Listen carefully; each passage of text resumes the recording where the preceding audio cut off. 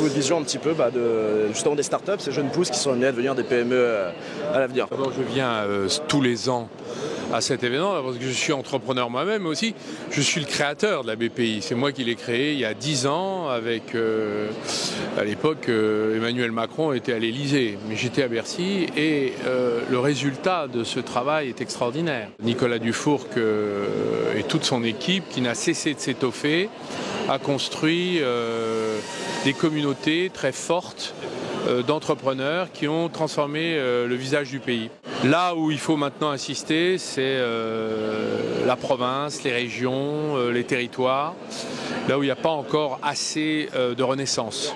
Il y a des endroits où la désindustrialisation a fait tant de dégâts que c'est là qu'il faut réinstaller les usines.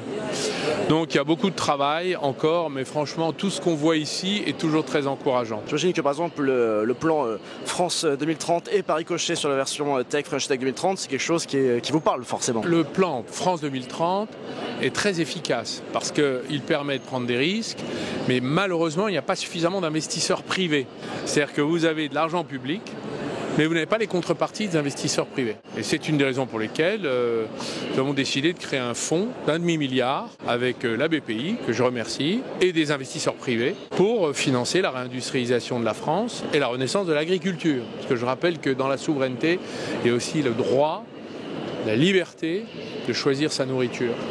Un petit mot peut-être sur les startups, sur l'idée de la French Tech qui fête ses 10 ans cette année. Alors moi je ne suis pas tech, mais enfin j'ai quand même créé 12 entreprises à la tête desquelles nous continuons à asseoir leur développement et je vois les résultats aujourd'hui qui ne sont pas vraiment, qui ne devraient pas nous faire rougir parce que nous avons quand même recréé quelque chose une espèce de humus fertile qui permet de faire pousser les grandes entreprises futures. Regardez tout ce qui sort du CAC 40.